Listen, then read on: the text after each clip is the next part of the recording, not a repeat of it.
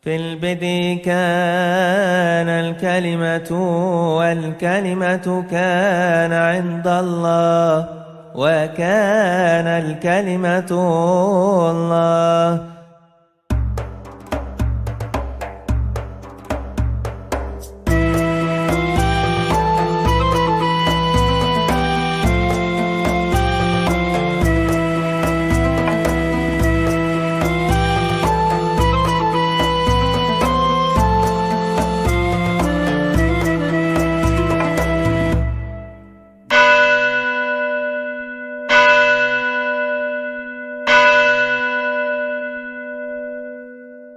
Selamat pagi, Shalom. Romo dan saudara-saudara pendeta yang hadir serta warga jemaat atau umat. Pada hari ini kita akan membahas tema sesuai dengan apa yang dimintakan oleh panitia yang mengundang saya. Itu mengenai menuju keesaan gereja. Sekalipun sebetulnya ada perbedaan dalam konsep eklesiologi tentang kegerejaan, misalnya antara gereja Katolik dengan gereja-gereja Protestan, atau antara gereja Ortodoks dengan Katolik dan gereja-gereja Protestan, tetapi sebagai umat Kristus kita memang harus menyatakan kesatuan kita secara khusus di Indonesia. Nah, oleh karena itu saya akan lebih menyoroti dari bagaimana kekristenan atau wajah kekristenan di Indonesia dan apa yang menjadi kendala-kendalanya di dalam merajut kebersamaan di tengah perbedaan. Lebih-lebih kita memiliki filosofi Bhinneka Tunggal Ika. Dan di atas semuanya itu bagaimana kita menyatakan kabar baik di tengah-tengah masyarakat yang beragam, masyarakat yang majemuk. Evangelisasi atau pemberitaan kabar baik itu kan tentu harus melihat Bapak Ibu konteks ya. Nah, yang pertama saya ingin melihat dulu ada kendala-kendala di dalam pewartaan kabar baik di tengah-tengah masyarakat majemuk. Yang pertama itu adalah kendala budaya. Kendala budaya ini mau tidak mau, suka tidak suka memang harus dihadapi oleh gereja-gereja. Di mana kekristenan di Indonesia itu entah itu sebagai kebetulan sejarah atau bahkan mungkin kecelakaan sejarah, kita memang mewarisi para pewarta itu dari Eropa, dari Amerika. Nah, sementara kita ini sudah mengalami hubungan yang kurang baik dengan Eropa secara khusus akibat karena kolonialisme. Sehingga warna kekristenan baik Katolik maupun Protestan yang dibawa bersamaan dengan munculnya kolonialisme di Indonesia itu sedikit banyak telah mewarnai sikap pandang orang-orang lokal terhadap kehadiran Kristianitas atau kekristenan. Karena budaya yang kita bawa memang secara tidak langsung itu budaya barat. Kemudian yang kedua itu kendala politis terkait dengan aspek budaya tadi, karena secara politis memang kita bersamaan datangnya dengan penjajahan Belanda. Kemudian yang ketiga itu baru kendala teologis. Nah, saya menempatkan kendala teologis itu sesungguhnya yang terakhir, karena itu sering menjadi penyerta saja, pemicu saja dari perjumpaan budaya dan perjumpaan politik tadi. Nah, karena pengalaman buruk kita dengan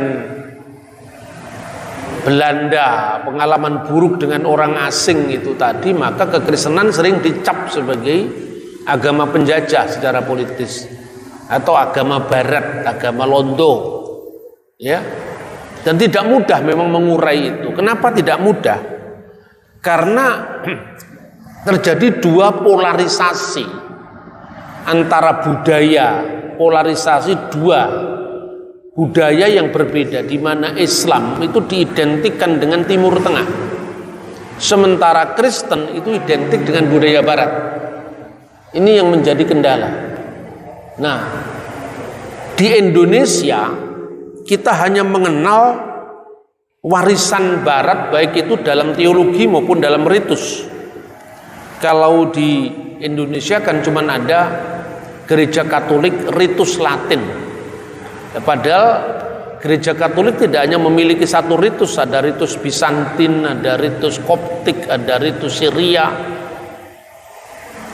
Dan ritus Syria ini atau ritus Koptik yang di dalam gereja Katolik itu juga ada komunitas mandiri yang tidak dalam kesatuan dengan Roma yang disebut gereja-gereja ortodok.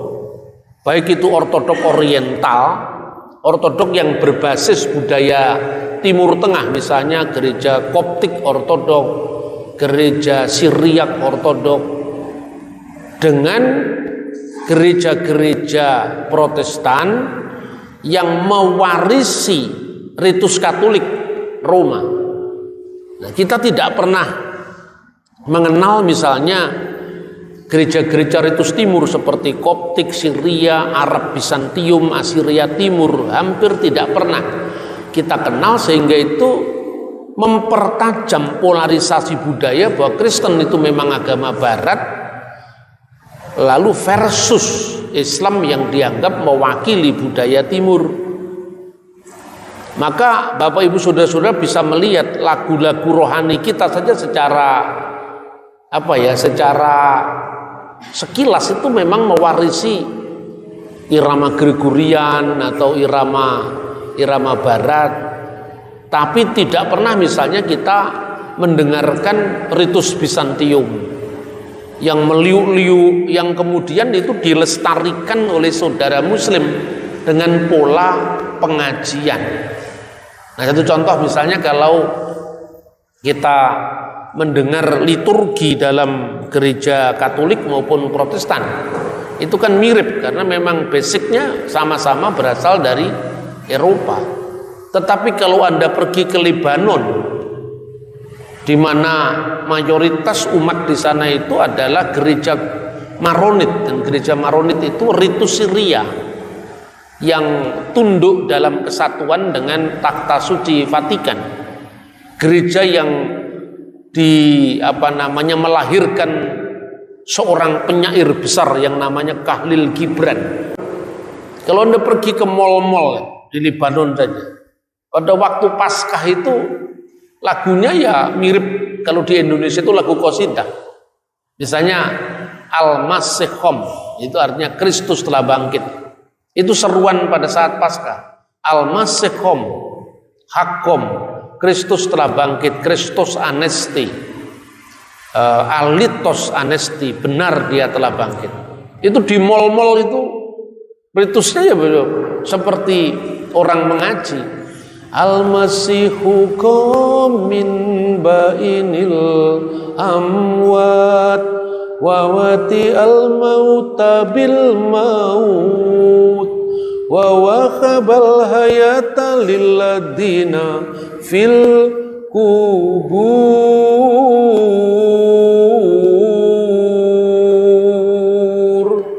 Kristus telah bangkit. Dengan kematiannya dia telah menginjak-injak maut dan memberikan hidup, menganugerahkan hidup pada mereka yang berada dalam kubur kematian. Itu lagu kemenangan Paskah. Lalu mereka menyerukan Al-Masih Khom, Hakom, Kristus telah bangkit, benar dia telah bangkit.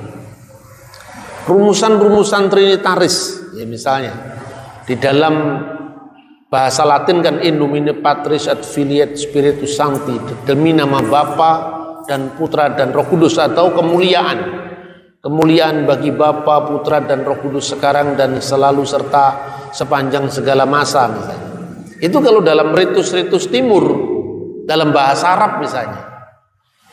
Al-masdu lillabi walibni wa ruhil kudus al-ana wa kulu awanin wa ila tahrida irin amin.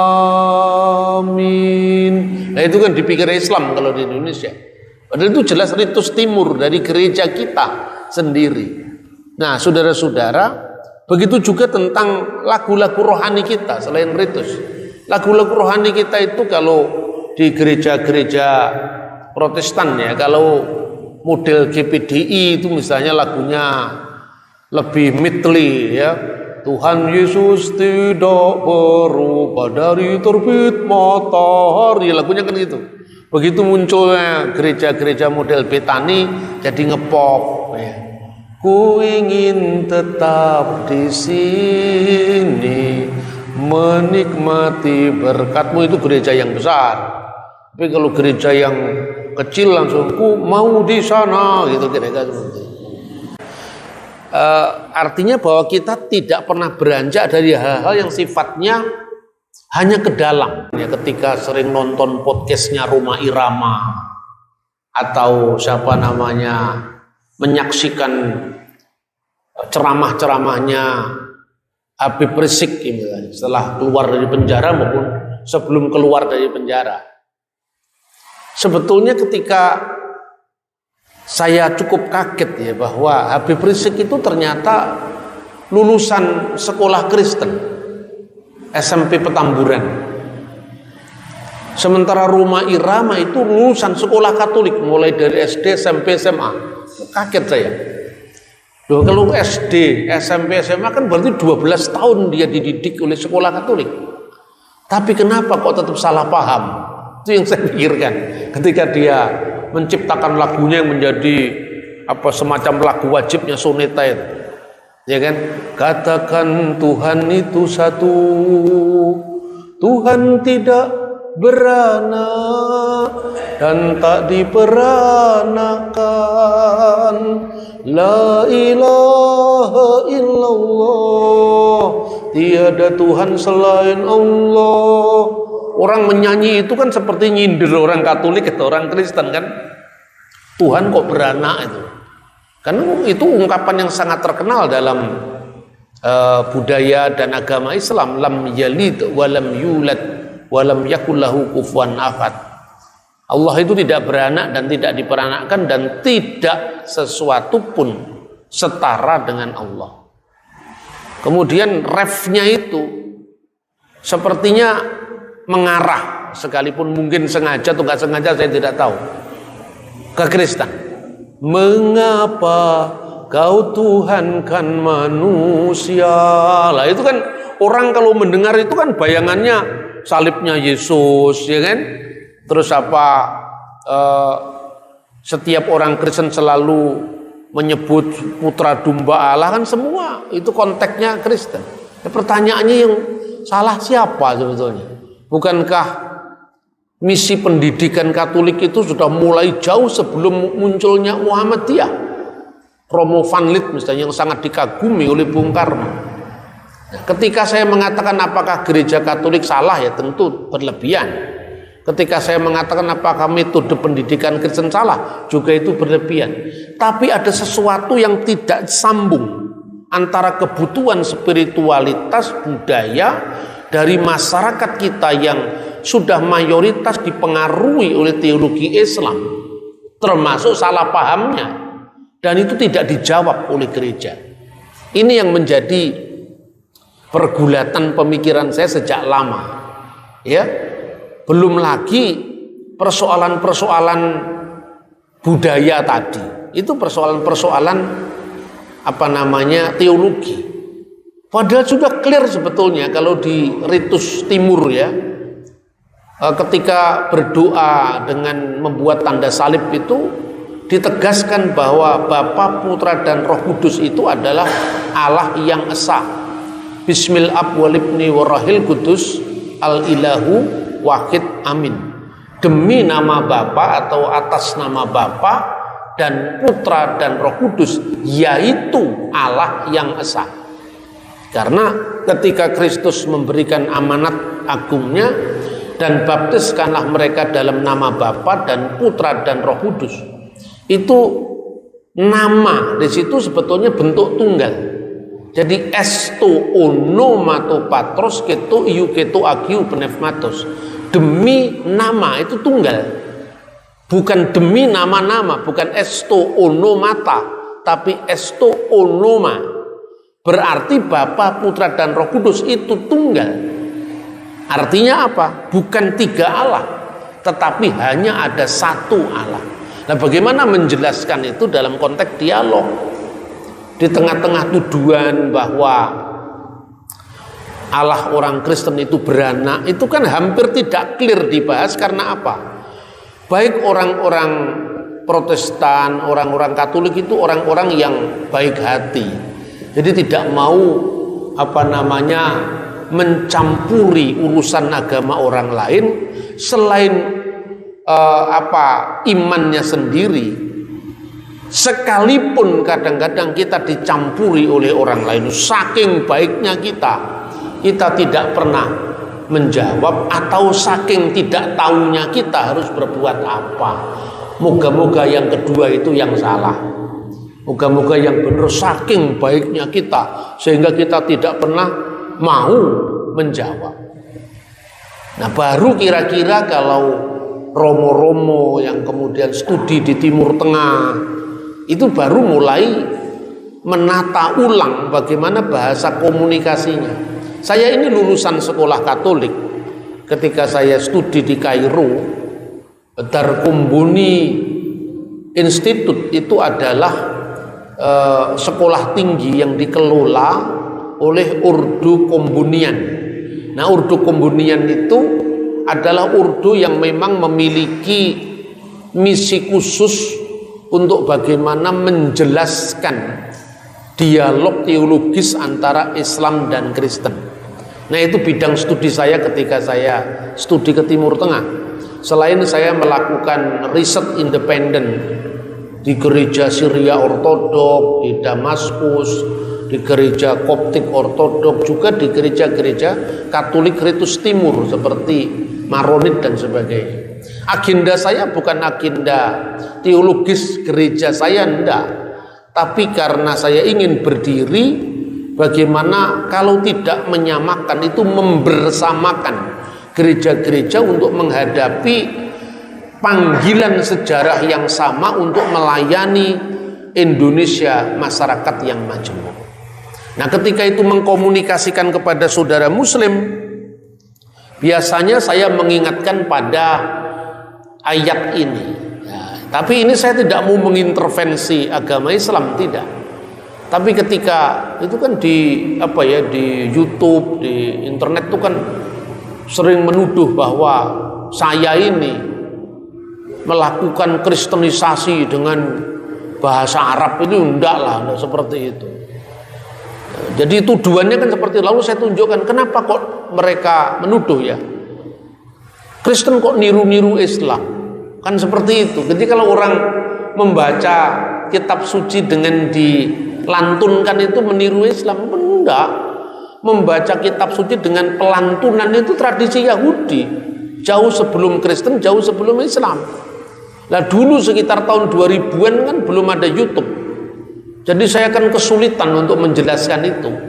Tetapi kalau sekarang cuman kita buka Google, kita cari di situ misalnya Shema Yisrael atau reciting the Shema in Hebrew, akan ketemu. Kalau nadanya orang Yahudi yang reform itu mirip gereja barat. Shema Yisrael Adonai Eloheinu Adonai Echad. Mirip gereja barat baik Katolik maupun Protestan. Dengarkanlah wahai Israel, Tuhan Allah yang kita sembah itu Tuhan Esa. Tapi kalau orang-orang Yahudi yang ortodoks, bukan Kristen ortodoks, Yahudi yang ortodok maupun ultra ortodok, Shema Israel Adonai Elohenu Adonai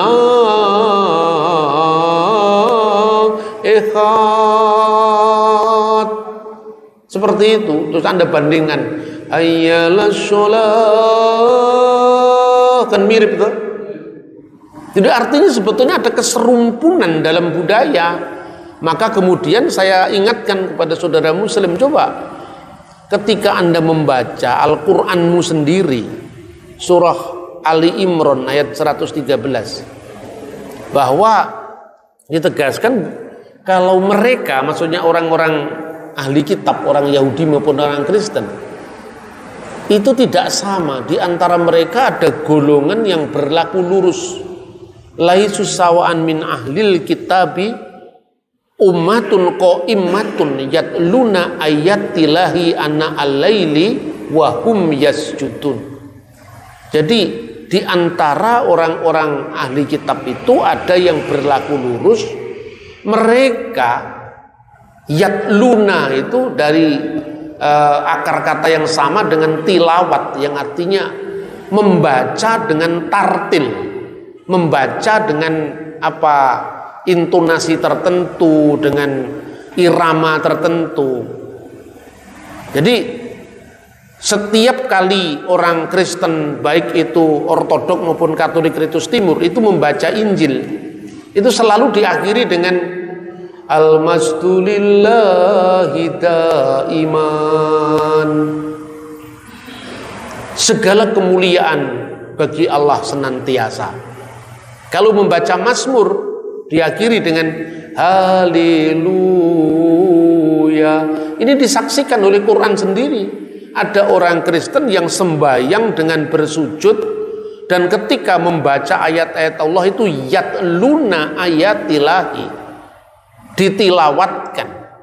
Nah, kalau orang tidak mengerti eksistensi dari gereja-gereja timur ini, dipikir ini orang muslim, yang orang Kristen yang sudah masuk Islam karena ngaji gitu. Padahal teks ini sama sekali tidak bicara tentang orang Kristen atau Yahudi yang masuk Islam. Ya memang itu orang Yahudi dan Kristen. Dengan tidak dikenalnya budaya Timur Tengah dari kekristenan itu telah mengalami diskontinuitas budaya, sehingga kekristenan kita dalam wajah mula-mula kemunculannya di Israel abad pertama itu hampir tidak dikenal. Akibatnya saudara-saudara muslim kita yang lebih rajin mengurus hak cipta dalam tanda kutip itu menjadi miliknya Islam. Lah apa yang tidak menjadi miliknya Islam sekarang?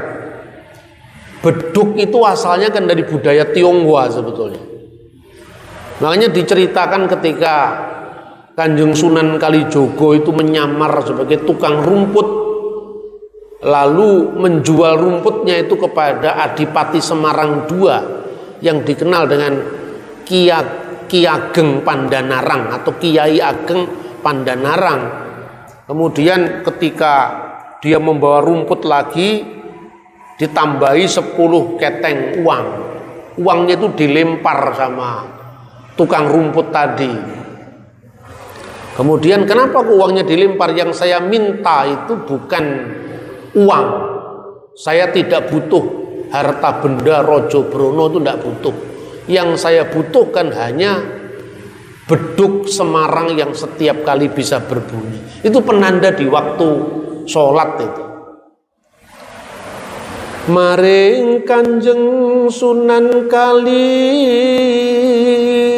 diberikan kepada Sunan Kalijogo uangnya tadi. Tibeng cupinane ngarso, uangnya itu dibuang ke cupin, ke lantai. Jeng Sunan alondikane, lalu Kanjeng Sunan itu secara pelan bersabda, tan suwun Raja Brana nanging ingkang kula suwun ungele beduk Semarang.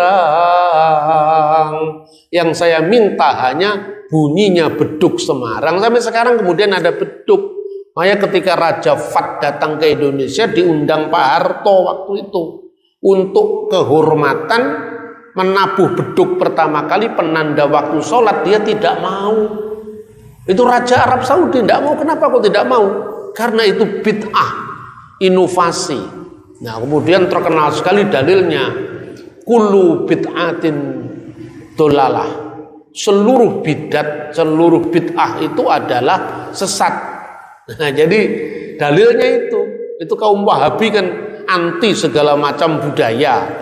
Nah, beda dengan orang NU, dengan Wali Songonya kemudian budaya diintegrasikan dengan agama secara inkulturatif yang harmonis.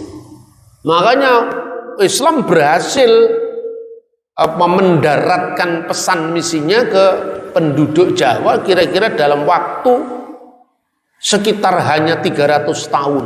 Mula-mula Islam juga ditolak ketika wajah Arabnya itu masih tampak, wajah asingnya itu loh. Makanya generasi Wali Songo pertama seperti Sunan Maulana Mali Ibrahim itu kan belum menguasai pedalaman. Generasi kedua Kanjeng Sunan Ampel, Bong Swihu itu nama Tionghoanya. Kemudian mulailah menggerakkan Islam itu dengan mendekat ke Keraton Majapahit. Oleh Keraton Majapahit diangkat sebagai seorang pecatanda. Lalu generasi berikutnya Sunan Bonang, Sunan Kalijogo. Nah, di masa Sunan Kalijogo itu digambarkan dalam Babat Tanah Jawi. Ketika mau membangun Masjid Demak, itu kiblatnya miring ke selatan. Kenapa kok miring ke selatan? Orang Jawa itu kalau ini kan sanepo, itu sindiran halus. Artinya Islam belum berhasil lurus kiblatnya ke Mekah, kiblatnya masih ke selatan. Lokalitas Islam itu lebih kuat ketimbang universalitasnya. Miring ke selatan itu miringnya ke Pajang Mataram itu, karena itu sisa-sisa dari Laskar Majapahit. Maka setelah generasi Sunan Kalijogo diutuslah Sunan Tembayat untuk Islam Wong Buddha Kari, Islamkanlah orang Buddha yang tersisa, mulai menggunakan strategi kebudayaan untuk mengislamkan tanah Jawa. Makanya ada simbol beduk, baju koko itu dari Cina, namanya baju koko, bukan baju cece kan. Tapi kalau di sini kan namanya baju takwa. Karena apa? Supaya orang yang memakai itu tidak hanya hobi makan sate kambing, tapi juga bertakwa kepada Allah Subhanahu wa Ta'ala. Kira-kira seperti itu. Berhasil. Kristen kenapa tidak berhasil? Karena kita tidak punya wali songo, kita hanya punya wali murid. Itu faktanya, saudara. Kita mesti belajar dari inkulturasi atau kontekstualisasi kalau di kalangan Protestan. Nah, kemudian padahal kalau kita melihat ritus timur ya, kita bisa melihat ini misalnya. Ini adalah satu tuntunan sholat 7 waktu. Nah, sholat 7 waktu itu sebetulnya ada di semua gereja. Ya, tapi kalau di Protestan sudah hilang itu.